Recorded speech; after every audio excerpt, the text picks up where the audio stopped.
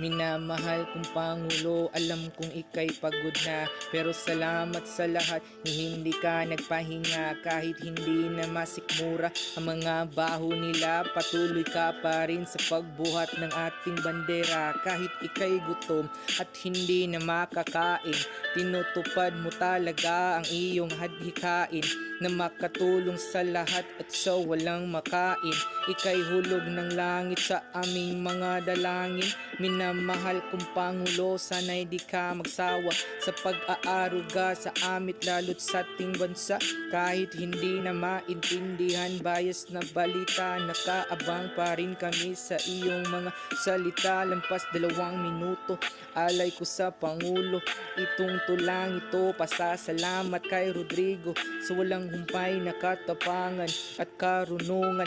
Iwagayway ang watawat sa perlas ng silanganan. Minamahal kong Pangulo, sana kayo ay masaya. Sana mahimbing tulog mo kahit maraming problema. Alanganin mo palagi, hindi ka nag-iisa. Nasa likod kaming lahat, sa iyo'y nakasuporta.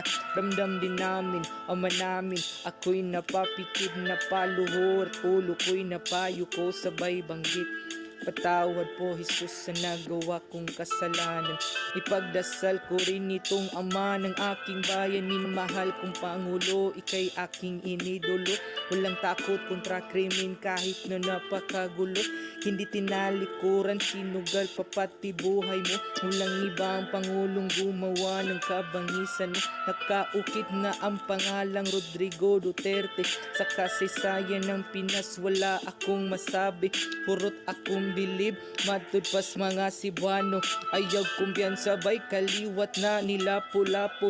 Minamahal kong Pangulo, tula ko ay patapos na. Sana'y makarating sa'yo, sana'y nakangiti ka.